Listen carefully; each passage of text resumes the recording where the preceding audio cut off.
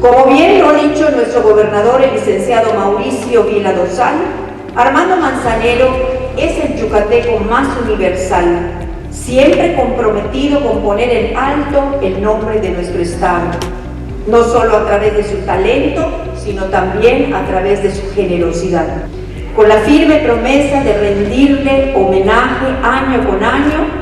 Lo esperamos aquí reunidos todos los que queremos, todos los que lo admiramos. No me pidas nunca que vuelva jamás.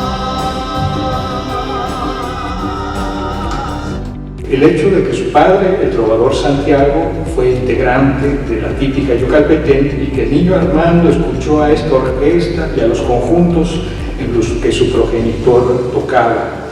También se sabe que su madre, Juanita Canché, nacida en Ticul, era bailadora de jarana. Por eso, y por su natural enamoradizo, la inmensa mayoría de sus 700 canciones son de asunto amoroso.